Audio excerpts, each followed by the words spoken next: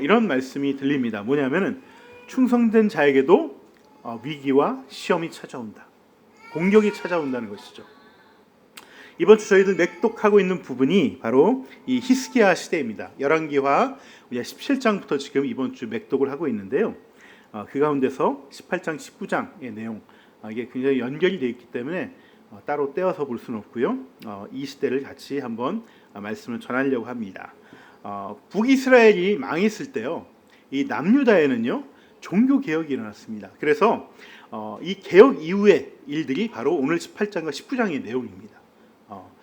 성경의 역사에 익숙하지 않는 분들을 위해서 제가 잠시 배경 설명을 드리면은 이스라엘은 지금 솔로몬이 죽은 다음에 북이스라엘과 남유다로 이게 나뉘어졌죠. 이렇게 나뉘어진 다음에 결국 북이스라엘은 기원전 722년에 아시리아의 침공을 받아서 완전히 무너지고 맙니다. 오늘 같이 읽었다시피 이렇게 된 이유는 그들이 하나님께 불순종했기 때문에 이렇게 망하게 됐다는 것이죠. 당시에 북이스라엘은요 이렇게 망한 다음에 어떻게 됐냐면 아시리아 제국이 이주 정책을 폈어요. 강제로 얘들을 끌고 가서 다른 아시리아의 여러 지역을 흩어져서 살게 했습니다. 그리고 그곳에서 다른 이방민들과 혼혈민족이 돼서 피가 섞여서 혼혈인으로 살게 되는 것이죠. 또 남아있는 또 이스라엘 사람들이 있었겠죠. 북이스라엘 사람들이 그것도 또 다른 지역에서 이주해온 그 민족들과 섞여서 이게 혼인을 해서 이게 피가 섞이게 되는. 그래서 이 아시리아의 그 정책은요, 이 식민 정책은 민족을 다 섞어버리는 거예요. 그래서 얘네들이 민족의 반란이 일어나지 않게끔, 이것이 이제 아시리아의 주된 정책이기 때문에 이 아시리아의 침공으로 인해서 북이스라엘은 그 지파들이 10지파였죠. 이스라엘의 10지파들은 다 피가 섞여버리고 맙니다. 그리고 극히 일부가 또 남으로 도망갔어요. 남유다로 도망가서 남유다에서 같이 살았습니다. 그래서 그때부터 멀리 떨어져 나간 사람들은 그 디아스포라, 이스라엘의 첫 번째 사람들이 되었고요. 남아있는 사람들은 이제 혼혈인이 되어서 우리 예수님 시대에도 이 사마리아 사람들은 상종하지 않았던 이유가 이들은 피가 섞여서 우리랑 다른 민족이라고 생각하는 거예요. 이렇게 된 원인이 바로 이 기원전 722년 아시리아의 침공 때문에 이렇게 된 것이죠. 그렇게 망해버렸는데 망하기 전에도요 어떤 일이 있었냐면 이 북이스라엘과 남유다의 이 왕가들끼리 우리 그래도 같은 민족인데 우리 좀 화친을 맺어보자 그러면서 서로 공주들을 시집 보냈어요. 그래서 북이스라엘 공주를 남유다의 왕의 아내로 삼고 남유다의 공주들을 북이스라엘 왕의 공주로 삼아버렸습니다. 부인으로 삼아버렸던 것이죠. 그러면서 뭐가 됐냐면은 북이스라엘이 이 우상 숭배로 그렇게 망하게 됐는데 그 우상 숭배가 본격적으로 남유다에도 들어오기 시작했습니다. 이제 남유다도 북이스라엘처럼 망하게 된 것이죠. 망할 수밖에 없습니다. 이 남유다도 이 우상 숭배를 너무나 심하게 했어요. 너무나 심하게. 그리고 예루살렘 성전에 우상을 갖다 놓기도 하고 그 지엄한 하나님이 계신 공간에 이 목상을 세우기도 하고 이런 엄청난 일을 저지릅니다. 그때 등장한 이 혜성같이 등장했던 왕이 바로 히스기야입니다. 히스기야. 이 히스기야 왕은요, 이 성경은 이 히스기야 왕에 대해서 이렇게 얘기합니다. 18장 5절입니다. 18장 찾아놓으시고요. 오늘 18장 19장 계속해서 찾아볼 것입니다. 18장 5절에 제가 읽겠습니다. 그는 주님이신 이스라엘의 하나님만을 신뢰하였는데 유다 왕 가운데는 전에도 후에도 그만한 왕이 없었다. 정말 놀라운 칭찬이죠. 이만한 왕이 없었다는 거예요. 그만큼 하나님을 신실하게 섬겼고 하나님께 충성하고 하나님의 말씀 그대로 따르려고 노력했다는 것이죠.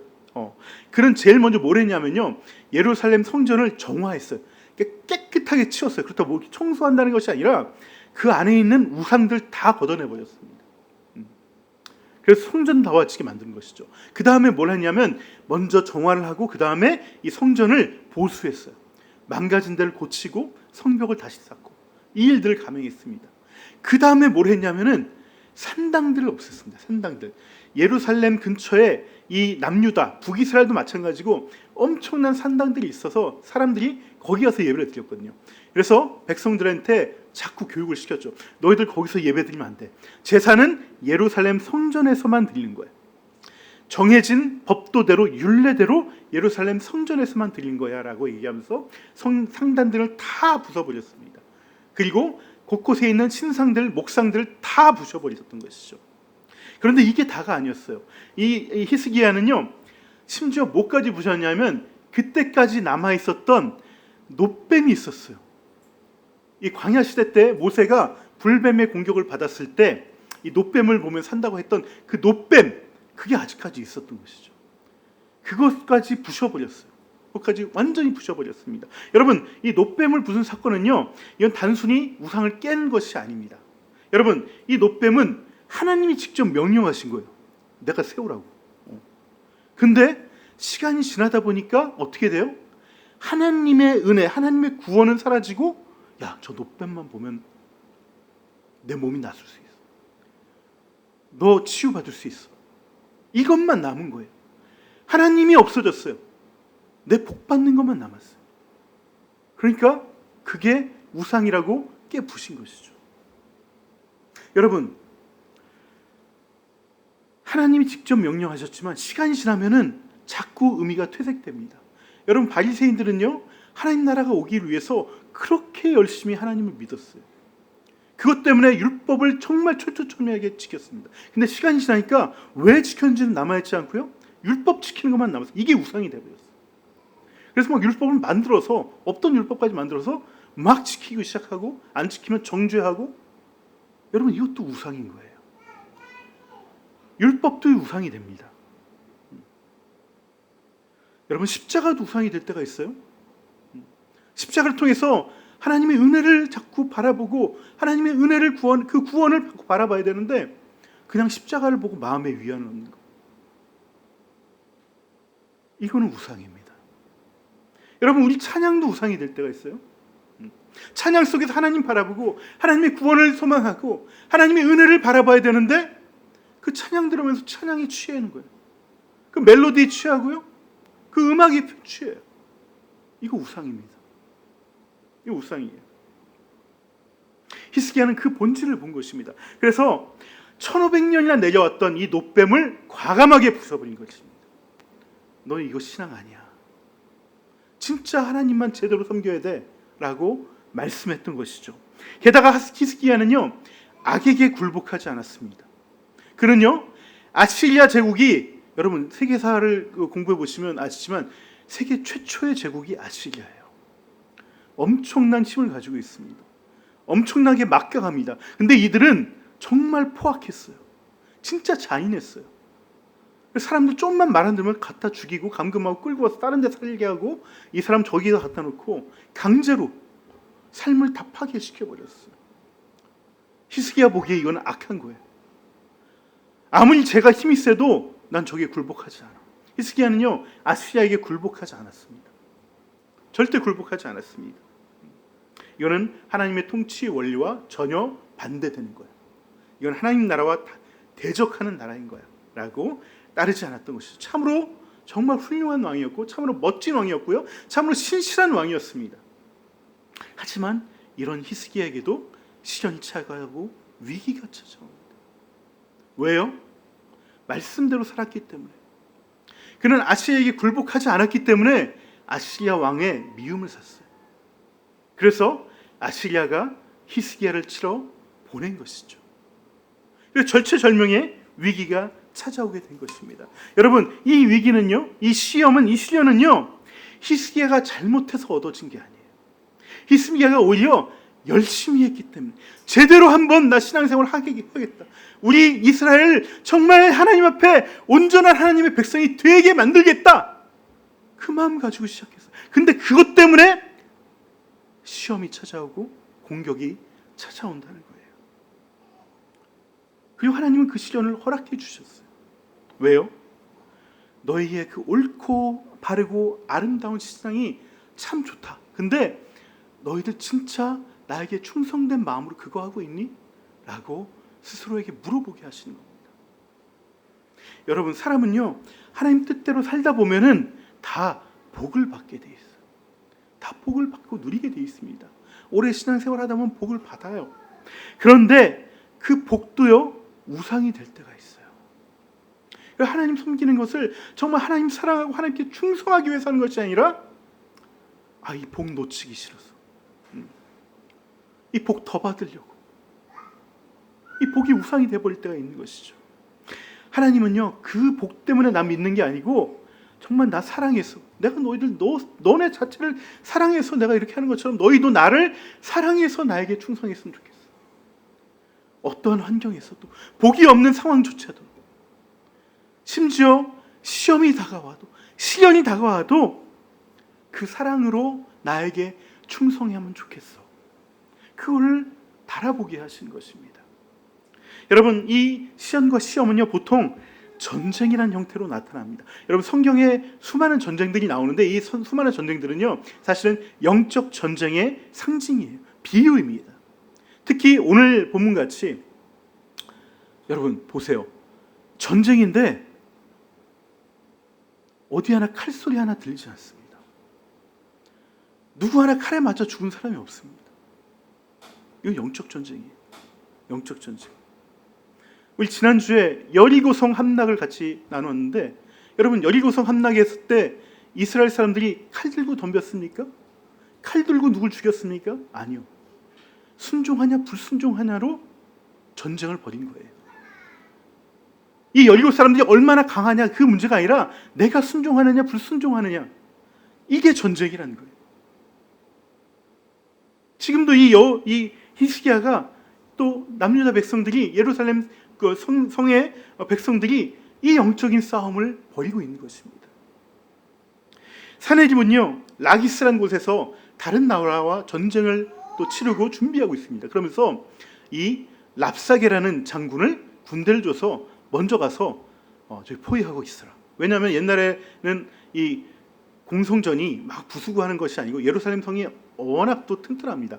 이 암벽 위에 이게 세워졌기 때문에 굉장히 튼튼합니다. 그러니까 미리 가서 포위를 하고 있는 거예요. 얘네들이 고사하고 거기서 먹을 게 없어가지고 손 들고 나올 때까지. 그러니까 랍사게는 먼저 가서 얘네들 말로 공격해. 얘네들 흔들고 있어.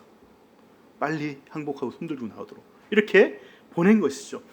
이 백성들의 마음을 무너뜨리게 하는 선동가, 이게 바로 랍사게의 역할이에요. 랍사게는요, 장군이자 고도의 심리 전문가입니다. 게다가 언어를 굉장히 잘합니다. 히브리어를 굉장히 잘해요. 그래서 이 성 앞에 가서 히스기야 왕을 불러내죠. 그리고 나서 백성들 다 듣도록 큰 소리로 히브리어로 모락모락 계속 얘기해요. 히스기야가 아까 보듯이 여호야김과 함께 몇 명의 사절단을 보내서 그 사람을 랍사게를 맞도록 하죠. 근데 이 랍사게가 계속 히브리어로 크게 얘기를 하니까 이들이 뭐라고 얘기하냐면, 장군님 제발 좀 우리 좀 아람어로 좀 얘기합시다. 우리 백성들 듣지 못하게 우리 아람어로 좀 얘기합시다. 그런데 이 랍사게는 히브리어로 계속 얘기합니다. 백성들 마음을 흔들기 위해서. 그 말씀이 열왕기하 18장 22절 23절 말씀입니다. 한번 같이 우리 마이크 있으신가요? 네, 같이 읽어보도록 하겠습니다. 너희는 또 나에게 주 너희의 하나님을 의지한다고 말하겠지만은 유다와 예루살렘에 사는 백성에게 예루살렘에 있는 이 제단 앞에서만 경배하여야 한다고 하면서 산당과 제단들을 모두 헐어버린 것이 바로 너 히스기야가 아니냐. 이제 나의 상전이신 아사리아의 임금님과 겨루어 보아라. 내가 너에게 말 2,000피를 준다고 한들 내가 그 위에 탈 사람을 내놓을 수 있겠느냐. 여러분, 랍사게는요, 제일 먼저 히스기야의 그 종교 개혁 정책을 비난합니다. 종교 개혁 정책을. 왜 남의 나라 자기가 섬기는 신도 아닌데 그 정책을 왜 비난하겠어요? 이게 뭔 말이냐면은 히스기야가 지금까지 종교 개혁했잖아요. 그러면서 백성들에게, 야, 너네 산당에서 이제 제사 지내지 마. 예루살렘에서만 지낼 거야. 하나님만 좀 온전하게 섬겨보자. 이렇게 해서 산당 다 무너뜨려 버렸어요. 근데 그렇게 산당을 없앴더니 너희들이 더 빨리 함락하게 됐다는 거예요. 여러분, 옛날에는요, 고대에는요, 사람들이 어떤 생각을 갖고 있냐면 그 땅에 신이 있었어요. 그래서 신들이 그 땅을 지켜준다고 생각했습니다. 그래서 곳곳에 이 신상과 목상들을 세워놨어요. 우리도 예전에 보면은 우리 그거 있죠. 그 천하대장군, 지하여장군 곳곳마다 이게 세워져 있잖아요. 여러분 그 천하대장군, 지하여장군이 사실은 그 마을 그 고을을 지키는 그 향토신이에요. 그 보호신이에요. 그 신을 세워놓으면 여러분 그런 기억 있으신지 모르겠어요. 저 옛날에 한번 이 천하대장군과 이 지하여장군이 있는 데를 산을 가다가 딱 만났는데 약간 으시시하더라고요. 네, 막 닭살이 막 돋고 혼자 가는데 으시시하더라고요. 지금은 뭐 웃으면서 보지만은 여러분 옛날에 고대인들은 이 목상이나 신상을 보면요 되게 무서워했어요. 이 지역이 신이 여기 있구나. 그래서 함부로 이거를 무너뜨리지 못해요. 그러니까 어떻게 됩니까? 갈 때마다 이게 나타나. 그러면은 이 진군하는 속도가 굉장히 늦어지죠. 굉장히 늦어져요. 근데 이게 다 없어졌으니까 어떻게 돼요? 그냥 일사천리로 이 예루살렘까지 달려온 거예요. 그러니까 너네 히스기야가 지금 저 이상한 짓을 해가지고 너희들이 더 망하게 됐다. 이 얘기를 하고 있는 것입니다. 그러니까 너희들 이 백성들 앞에서 너희 왕 무능하다. 너희 왕 정말 믿을 거 하나도 안 된다. 이 얘기를 공격하고 있는 거예요. 여러분 이 말을 들은 백성들의 마음은 어떻겠습니까? 뭔가 왕에 대한 불만이 올라오겠죠. 왜냐하면 백성들은 예루살렘에서 예배드린 것보다 산당에서 예배드린 걸 더 좋아했거든요. 더 좋아했어요. 왜 멀리 있는 사람은 예루살렘까지 가야 되니까 귀찮고, 또 두 번째로요. 이 산당에서 드리는 거는 여호와한테 드리는 거예요. 다른 신한테 드리는 게 아닙니다. 여호와한테 드리는데 법도대로 안 드려도 돼요. 법도대로. 막 자신을 거룩하게 하고 막 목욕하고 막 이렇게 거룩한 제물을 바치지 않아도 돼요. 그냥 아무 제물이나 바치면 돼요. 그 바치면 뭐예요? 그 제물로 자기를 또 파티하잖아. 그러니까 이 여호와께 드리는 이 예루살렘의 율법책에 기록된 것은 사실은 파티도 있지만은 그 전에 해야 될 게 너무 많고 까다로운 규정들이 너무 많아요. 그리고 굉장히 재미없어요. 굉장히 엄숙해요. 근데 산당에서 드리는 제사는요, 여러분 대부분 지금까지 남아있는 곳곳에 있는 세계 곳곳에 있는 축제들이요, 이 제사의 축제예요. 피의 제전이에요. 막 동물들 죽이면서 환호하고 서로 피를 발라가면서 아주 그냥 축제를 벌이는 것입니다. 사람들이 흥분하게 해가지고 엔터테인먼트적인 요소가 가득 차 있어요. 그러니까 백성들은 산당에서 예배드린 것을 하나님께 예배드리는데 그렇게 드린 거예요.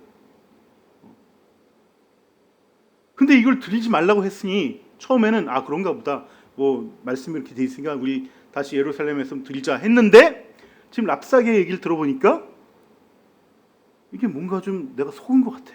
히스기야한테. 뭐 아무 데서나 예배 드리면 어때? 하나님께 드리면 되지. 방법이 무슨 소용이야. 그렇게 좀 예루살렘에 드리다가 지금 이 모양 이 꼴 난 거 아니야. 그러면서 스물스물 이 왕에 대한 이 증오와 불만이 올라오게 만드는 거예요. 여러분 이게 사단의 전략입니다. 사단의 전략이에요. 여러분 사단도요 고도의 심리 전문가입니다. 여러분 제가 이 소개는 다 못하지만 스크루테이프의 편지라는 책이 있습니다. 그 책 꼭 읽어보세요.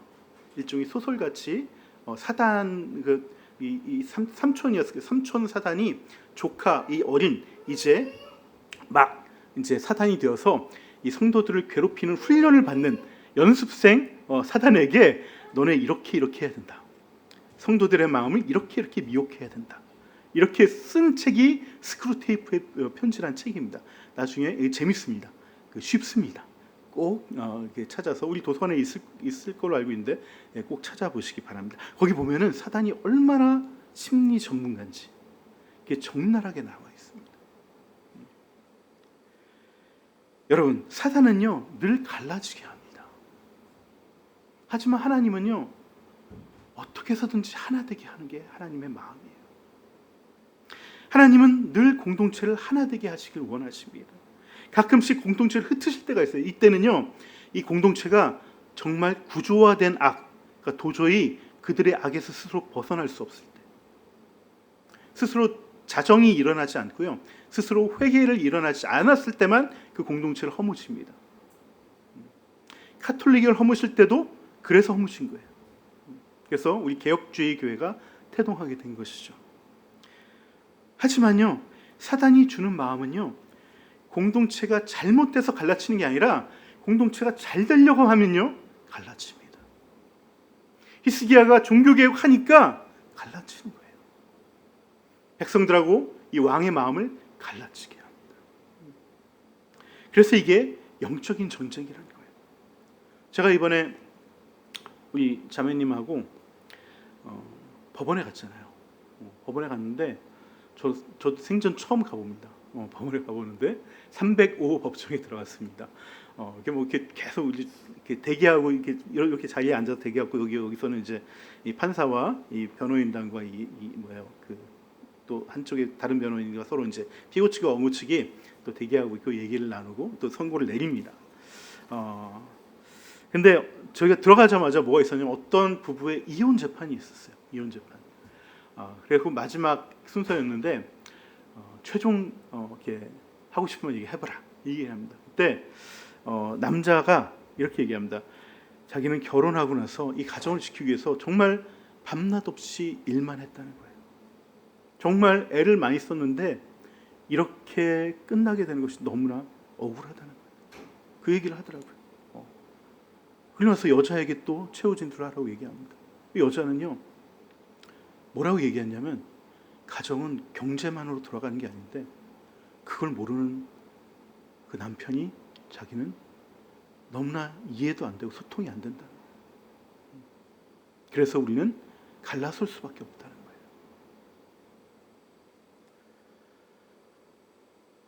여러분, 이게 사단이 주는 마음이에요. 상대방은 어떤 생각이든 옳고 그리든 전 최선을 다했어요. 최선을 다하고 최선을 다하다 보니까 또 그 한데 서로 부딪히는 부분도 있겠죠. 불만이 생기죠. 그리고 상처가 됐겠죠. 그러니까 갈라서라는 것이 사단이 주는 마음이에요. 그게 사단이 주는 마음이고 영적인 공격이라는 겁니다. 그래서 이 시대에 그렇게 많은 가정이 갈라지는 거예요. 물론 우리 자매님들처럼 정말 사람같이 하는 사람 만나가지고 정말 자기를 보호하기 위해서 하는 것도 있지만 대다수의 어떤 이혼들은 이 갈라뜨리는 이 영의 공격에 가정들이 무너져가는 것입니다. 하나님은요, 그럼에도 불구하고 어찌됐든 하나 되라는 거예요. 같이 있으라는 거예요. 그게 하나님이 주신 마음입니다. 여러분, 사단은요, 먼저 가정을 깨고 공동체를 깬 다음에 그 다음에 뭘 할까요?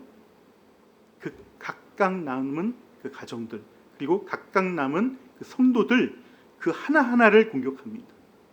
그래서 결국은 하나님과 멀어지게 만듭니다. 여러분, 하나님의 전략과 완전히 반대. 이게 사단의 전략이. 하나님의 전략은요, 어떻게 합니까? 한 명 한 명을 만나요. 하나님과 관계를 맺게 해요. 그 다음에 하나님과 관계가 회복되면 어떻게 합니까? 그 주변의 이웃과 가정과 공동체의 관계를 맺게 하고요, 그 관계를 더 튼튼하게 합니다. 그리고 세상을 변화시키게 합니다. 이게 하나님의 전략이에요. 사단의 전략은 그 반대입니다. 사회를, 세상을 공격합니다. 이기주의를 만들고 제국주의처럼 경쟁하게 만들고 힘을 우선시하게 만들고 그런 분위기에서 나만 살아야 되겠다. 그런 문화 분위기 속에서 그게 가정에 침투하고 공동체에 침투합니다. 그래서 가정을 깨요. 공동체를 깹니다. 형제 사이를 갈라놓습니다. 그리고 나서 어떻게 합니까? 하나님과 관계를 또 깨부시는 것이죠. 신앙이 타약화됩니다. 다 흐지부지 돼버리고 결국은 하나님을 떠나게 만든 것이 사단의 전략이란 거예요. 그래서 랍사게는요, 계속해서 24절, 25절에 이렇게 얘기합니다. 우리 같이 또 읽어볼까요? 그러니 내가 어찌 내 상전의 부하들 가운데서 하찮은 병사 하나라도 물리칠 수 있겠느냐? 그러면서도 병거와 기병의 지원을 받으려고 이집트를 의존하느냐? 이제 생각하여 보아라. 내가 이곳을 쳐서 멸망시키려고 오면서 어찌 너희가 섬기는 주님의 허락도 받지 않고 왔겠느냐? 너희의 주님께서 내게 말씀하시기를 그 땅을 치러 올라가서 그곳을 멸망시키라고 나에게 친히 이르셨다. 무슨 말이에요? 너희들 망하게 하는 거 하나님의 뜻이야. 너희들 소망 갖지 말라고 하는 거 하나님의 뜻이야. 하나님과도 끊어지게 만드는 거예요. 하나님과도 끊어지게. 이게 미혹이죠. 이게 공격이죠. 하지만 하나님은 그렇지 않습니다. 절대 그렇지 않습니다. 여러분, 하나님이 주시는 시험과 시련은요, 절대 그 사람을 꺾지 않습니다. 그 공동체를 꺾지 않습니다.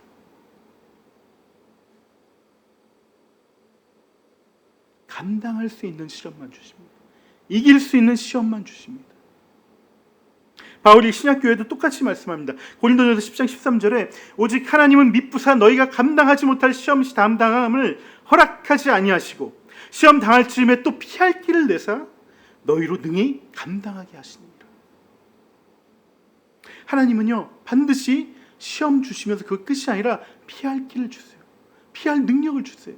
피할 역사를 행하십니다. 여러분, 여기서 꺾이면요, 그 다음엔 하나님과 관계가 흐지부지 되는 거예요. 흐지부지 되는 거예요. 점점 시들어집니다. 그래서 우리는 목숨 걸고 이 영적 공격에서 버텨내고 살아내야 되는 것이죠. 그걸 살아낼 수 있습니다. 이길 수 있습니다. 여러분, 이런 상황에서, 이 영적인 전쟁인 상황에서 견뎌내고 이겨내려면 뭐가 필요할까요? 그것이 바로 믿음입니다. 믿음이에요. 여러분, 여기서의 믿음은 어떤 믿음이냐면요, 그것은 하나님의 열심을 믿는 믿음이에요. 내가 잘할 수 있어야라는 믿음이 아니라, 내 믿음이 아니라 하나님이 결코 우리를 그냥 놔두시지 않는다는 그 하나님의 열심을 우리를 구원하신다는 그 믿음이 있어야 돼요. 하나님만이 우리의 구원자시고 하나님만이 이 문제의 해결자시고 하나님이 열심을 다해서 이 문제를 해결할 거야 라는 믿음이 있어야 된다는 것이죠. 하지만 사단은요, 자꾸 그 믿음을, 하나님을 보지 못하게 합니다. 자꾸 다른 곳으로 시선을 돌리게 합니다. 랍사게는요, 계속해서 하나님을 보지 못하게 하고 다른 것들을 자꾸 보게 합니다. 그래서 랍사게는 사절단들에게 더 큰 소리로 히브리어로 얘기하면서 이렇게 소리칩니다. 몇 구절 더 읽어볼까요? 우리 26절, 27절, 28절 한번 읽어보겠습니다. 힐기야의 아들 엘리야김과 셈나와 요아가 랍사에게 말하였다. 성벽 위에서 백성들이 듣고 있으니 우리에게 유다 말로 말씀하지 말아 주십시오. 이 종들에게 시리아 말로 말씀하여 주십시오. 우리가 시리아 말을 알아듣습니다. 그러나 랍사게가 그들에게 대답하였다. 나의 성전께서 나를 보내셔서 이 말을 하게 하신 것은 다만 너희의 성전과 너희만 들으라고 하신 것이 아니다.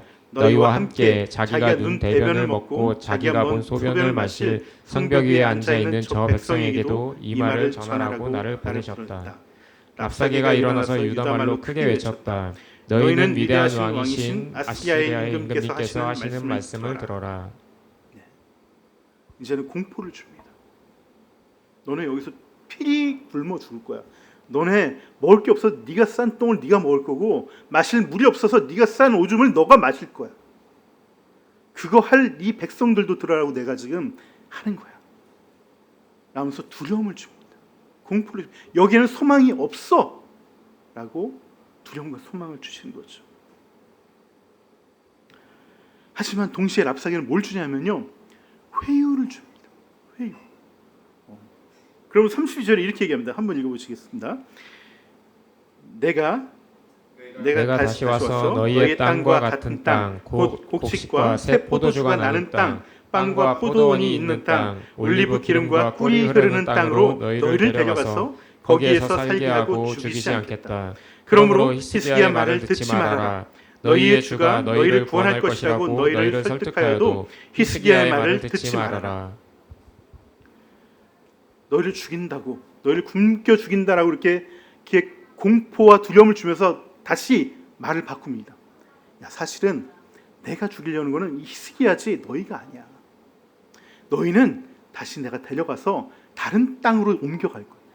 거기 가면 너희들에게 땅 주고 먹을 거 농사 짓게 하고 이전보다 더 평탄하게 살 수 있어.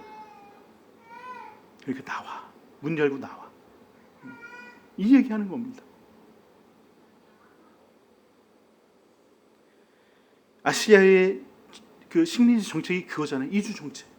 그걸 여기다 얘기하면서 이 백성들의 마음을 4분 5혈시키는 거예요. 나눠 놓는 거예요.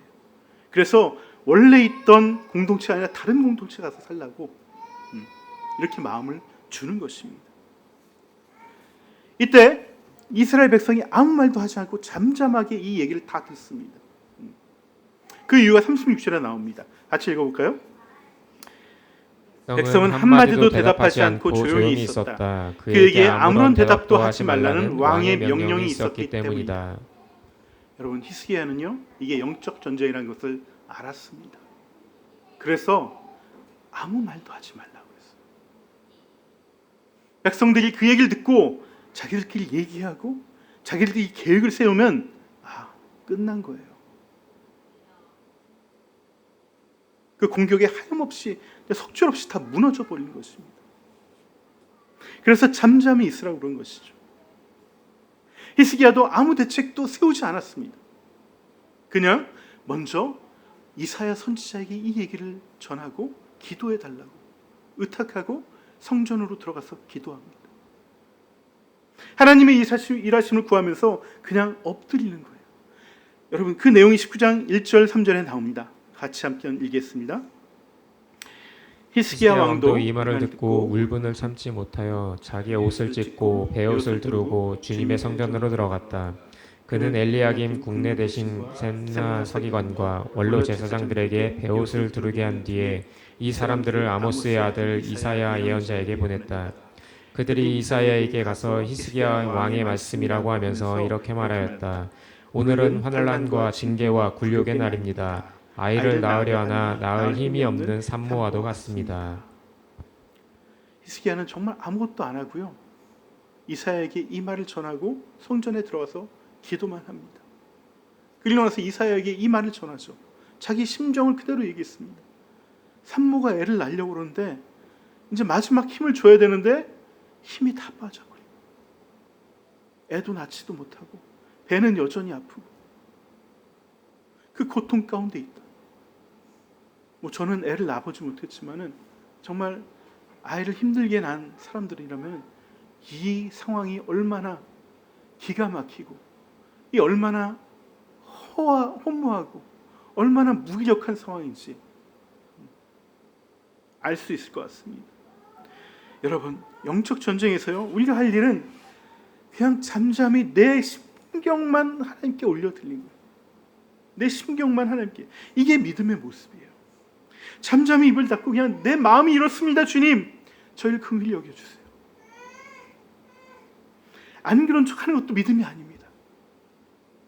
내가 옳다고 뭘 어떻게 하는 것도 믿음이 아닙니다. 그냥 내 마음 올려드리고 주님의 일하심을 기다리는 것이죠. 하나님은요, 우리가 이런 믿음의 모습을 보일 때요, 하나님은 역사하십니다. 일하십니다.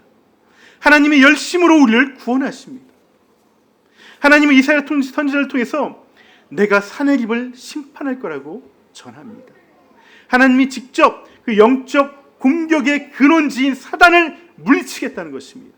너희 마음을 괴롭게 하는 그 사단을 내가 응징하시겠다는 것입니다. 열왕기하 19장 6절 7절입니다. 시작. 이사야가 그들에게 대답하였다. 당신들의 왕에게 이렇게 전하십시오. 주님께서 이렇게 말씀하십니다. 아시리아 왕의 부하들이 나를 모욕하는 말을 내가 들었다고 하여 그렇게 두려워하지 말아라. 내가 그에게 한 영을 내려보내어 그가 뜬 소문을 듣고 자기의 나라로 돌아가게 할 것이며 거기에서 칼에 맞아 죽게 할 것이다. 여러분, 실제로요, 2년 후에 사내립은 갑자기 이디오피아가 자기하고 붙겠다고 달려온다는 소식을 듣습니다. 이게 헛소문이죠. 거짓 소문인데 그걸 듣고서 지금은 내가 밖에 그 정복 전쟁을 하러 너무 오랫동안 나와 있어서 일단은 전 전열을 좀 다시 맞춰야 되겠다 하면서 다시 본국으로 들어갑니다. 그래서 그 아시리아의 수도 니느웨로 들어갑니다. 그리고 나서 어느 날 자신이 모시던 니스록 신, 그러니까 이 니스록 신은 이 사내립의 보호신이에요. 이 니스록 신에게 제사를 드리려고, 예배를 드리려고 신전에서 예배를 드리는데 자기가 믿었던 아들에게 칼을 맞아서 죽습니다. 그래서 다시는 남유다를 침공하러 오지 못하게 됩니다. 여러분, 세상 천지에 세계 최강의 제국의 왕이 자기 안방에서, 그것도 자기를 지켜주는 신 앞에서 자기가 진짜 믿었던 아들에게서 죽임을 당할 거라고 누가 생각했겠습니까? 이게 말이 되겠습니까? 이게 가능한 일이겠습니까? 근데 그 불가능한 일을 하나님께서 하나님의 열심으로 이루신다는 거예요. 이루신다는 거예요. 여러분, 북이스라엘과 남유다는요 서로 코앞입니다. 코앞이에요. 이 사마리아를 완전히 짓밟았던 이 아시리아가 남유다 못 밟겠어요? 힘이 없어서 못 밟겠어요? 주변 모든 나라들이 아시리아에 다 짓밟혔어요. 근데 예루살렘만, 남유다만 짓밟히지 않았어요. 이거는 세상의 이치로는, 사람의 생각으로는 절대 불가능한 일이 일어난 거예요. 이 일을 행하시는 분이 하나님이시고 그 하나님께서 열심으로 이 일을 행하신다라고 오늘 말씀에 스스로 우리에게 선포해 주셨던 것입니다. 여러분, 이 열심이라고 번역된 이 히브리어 말은요, 열정이란 뜻이 있습니다. 그리고 시기와 질투라는 마음이 있습니다. 이 뜻이 있어요. 하나님께서 우리를 지키시는 이유는요, 시기심 때문에, 질투심 때문에. 어떤 시기심? 어떤 질투심이요? 내 자식 사단에게 뺏기지 않겠다. 내 자신 내가 지키겠다. 내 백성 내가 열렬히 세마에서 내가 보호해 주겠다. 이 마음으로 우리를 지키신다는 것입니다. 여러분, 우리가 믿는 믿음은요, 하나님의 그 사랑을 믿는 거예요. 하나님의 그 열심을 믿는 것입니다. 우리의 신앙이 아무리 단단한 반석이 있어도요, 우리의 믿음은 그걸 지킬 수가 없어요. 우리의 능력은 그것을 해결해 나갈 수가 없습니다. 하지만 하나님은 할 수 있어요. 내가 보기에 이 환경과 지금 이 상황이 도저히 해결될 것 같지 않지만 하나님은 하나님의 열심으로, 하나님의 사랑으로 그 일을 이루신다니까요. 그걸 믿는 거예요. 여러분, 그 하나님의 열심을 믿으십니까? 믿으셔야 됩니다. 그 열심도 우리가 믿기 사실 쉽지 않을 때가 있어요.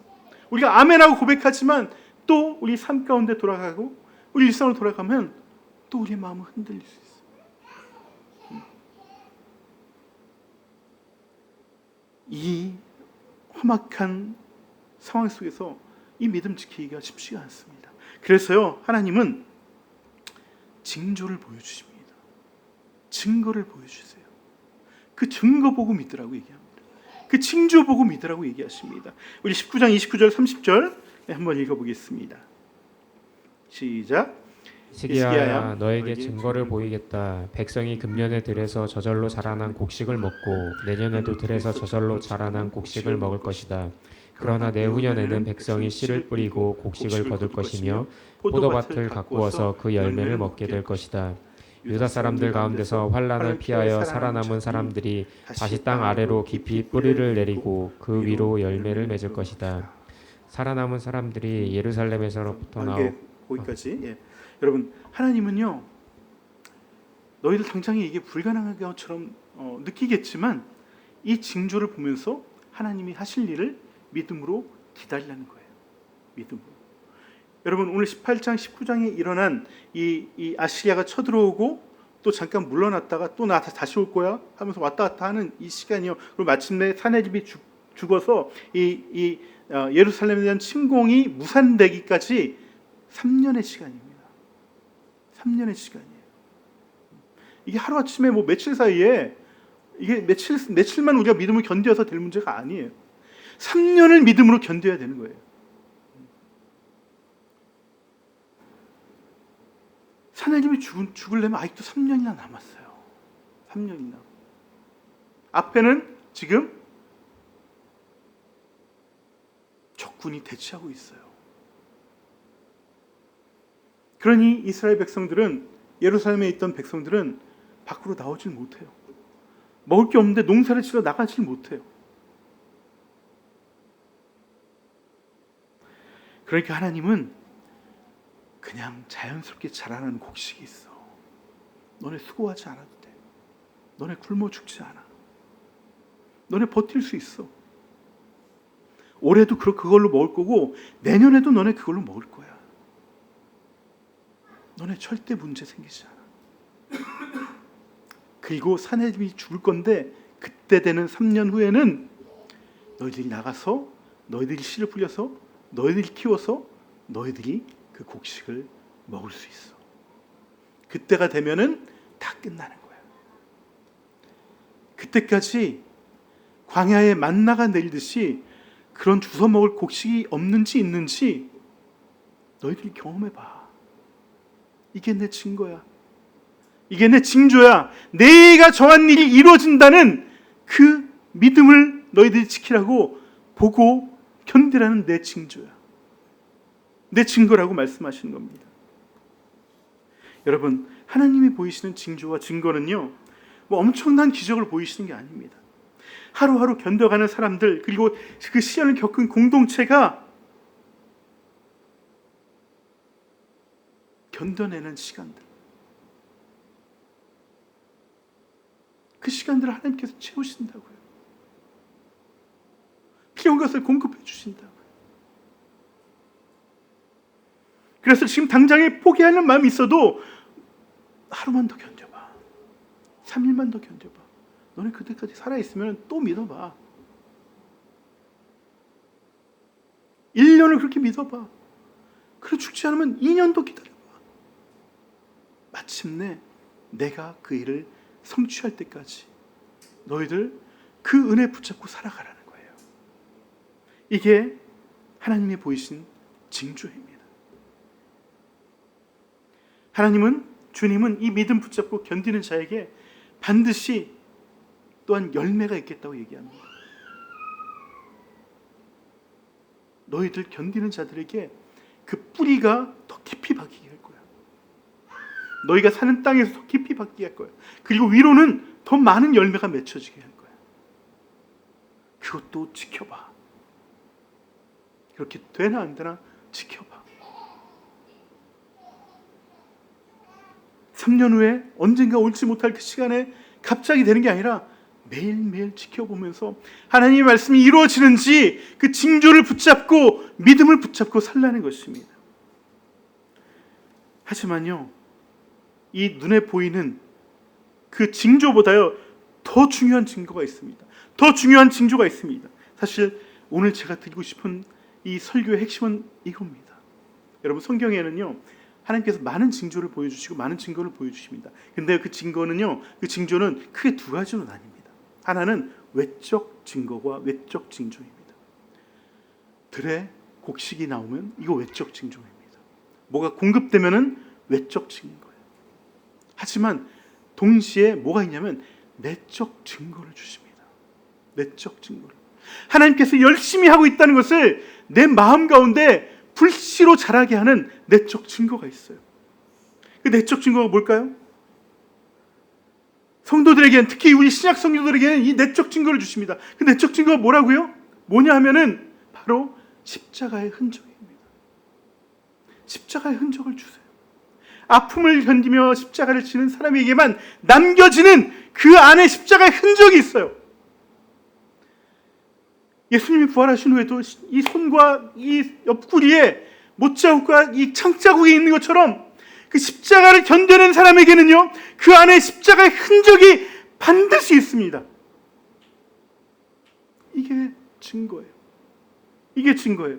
하나님은 우리를 정말 사랑하셨기 때문에 아파하셨어요. 열정적으로 사랑했기 때문에 그 열심으로 우리를 구원하시려고 하셨기 때문에 그 아들을 우리를 위해서 보내주셨어요. 그 아들을 죽여버리셨습니다.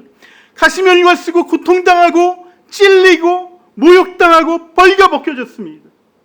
뿐만 아니라 그 육체의 고통뿐만 아니라 제자들, 이렇게 배신당하는 마음의 고통까지 주셨습니다.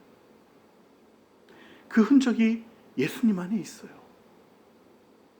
바울은요, 갈라디아서 6장 17절에 이렇게 얘기합니다. 내 몸에 예수의 흔적을 지니고 있다. 예수의 흔적을 지니고 있다. 이렇게 고백합니다. 여러분, 이 예수님, 그 십자가 흔적이 있는 그 예수님을 따라가는 자들에게는요, 반드시 그 십자가의 흔적이 그 안에 남겨지게 되어 있습니다. 그래서 그 십자가 흔적 때문에 바울처럼 고난당해도 고초당해도 시험당해도 시련당해도 끝까지 그 믿음 붙잡고 복음을 전할 수 있는 거예요. 이 십자가의 흔적이 없는 사람은요, 그거 전할 수 없어요. 그 믿음 끝까지 갈 수 없어요. 저 정말 힘들고 아파요. 다시 기운이 나지 않아요. 이제는 더 못할 것 같아요. 우리가 이렇게 오랫동안 아파하는 이유는요, 우리 가운데 미움이 있어서가 아닙니다. 우리가 서로 진심으로 사랑하기 때문에 그래요. 마음이 좀처럼 회복되지 않는 건요, 우리가 진심으로 서로 사랑했기 때문에 그래요. 사랑했으니까 아픈 거예요. 그것도 정말 진심으로 사랑했기 때문에 아픈 거예요. 그냥 만났던 사람들이면 이렇게 아프지 않습니다. 이렇게 아프지 않아요. 마음 뒤집어질 일도 없습니다. 그래서 우리 안에 십자가 흔적이 있을 일도 없습니다. 하지만 진짜 사랑하고 섬겼기 때문에 우리 마음이 뒤집어지고 우리 안에 아픔과 상처가 십자가의 흔적으로 남게 되는 거예요. 여러분, 내 안에 십자가의 고통이 흔적으로 남아있으면요, 우리가 믿음을 지킬 수 있어요. 공동체로 있을 수 있습니다. 영적인 공격에서 살아남을 수 있어요. 그런데 왜 하나님은 이렇게 진심으로 사랑했는데, 진심으로 섬겼는데 왜 마음을 아프게 하실까? 도와주지는 못할 망정, 부응하게는 하지 못할 망정, 제대로 신앙생활을 하자고 했는데 왜 영적인 공격을 허락하실까? 왜 진심으로 섬기고 사랑했는데 그 마음이 뒤집어지게 하시는 걸까? 제가 유튜브에서 김창옥 교수님, 잘 아시죠? 이분이 이런 비슷한 주제의 말씀을 하시더라고요.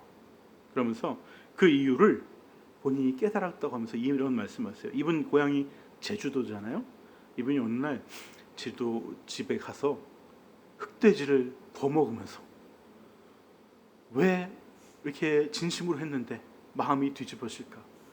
그 이유를 깨달았대요. 뭐라고 얘기하냐면은, 삼겹살 구울 때 왜 고기를 뒤집잖아요? 언제 뒤집을까요? 진심으로 구웠을 때. 한쪽 면을 진심으로 구웠을 때 뒤집는다는 거예요. 뒤집는다는 거예요. 여러분, 우리의 마음이 뒤집어진 것은요, 누구 미워해서도 아닙니다. 불행도 아닙니다. 영적인 공격 때문도 아닙니다. 하나님이 우리의 삶을 진심으로 익혀가시다가 한쪽 다 익었네, 이제 뒤집어야 되겠다, 이게 뒤집은 것입니다. 사단은요, 우리를 새까맣게 태워서 하나님께 올려드리지 못할 존재로 만드는 게 사단의 공격의 목적입니다. 그래서 버려지게 하는 것이 사단의 공격의 목적이에요. 하지만 하나님은 그 사단의 공격을 통해서 우리가 잘 익혀져서 뒤집어서 또 다른 이 삶을, 내 남은 삶을 또 익어갈 수 있도록 뒤집으시는 거예요. 여러분, 우리 마음이, 우리의 인격이요, 주님께 드리는 향기로운 제물이 되길 소망합니다. 그 향기로운 제물이 되려면 우리의 마음이 뒤집어지고요, 고통당하고요, 하지만 이게 상처로 남아있으면 안 돼요. 이거 해결하지 않으면, 하나 되지 않고 해결되지 않으면요, 상처가 됩니다. 하지만 그걸 이겨나가고 그걸 극복하면은요, 그 상처가 아니라 십자가의 흔적이 됩니다. 그 십자가의 흔적이 우리를 살려내고요, 우리가 하나님의 일을 더욱더 믿음으로 나가게 하고요, 더욱더 그 땅에 뿌리 박게 하고요, 우리 삶에 더욱더 큰 열매를 맺게 하고요, 하나님께 영광 돌리는 삶을 살아갈 수 있게 되는 것입니다. 여러분, 우리를 깎고 다듬고 세워가시는 하나님의 열심을 믿음으로 구하면서 함께 우리를 흔드는 이 랍사계의 공격을, 이 영적인 공격을 견디고 이겨내고 승리하는 저와 여러분 되길 주님의 이름으로 축원합니다. 우리 이 시간 함께 만왕의 왕 내 주께서 찬송가 115장 151장 같이 찬양하시면서 우리 스스로에게 물어보면 좋겠습니다. 우리 안에 십자가의 흔적이 어디 있습니까? 우리는 지금 하나님의 열심을 믿습니까? 그 사랑의 열심을 믿으며 그 승리를 소망하십니까? 나스로에게 물어보며 이 찬양 같이 올려드리고 기도하겠습니다.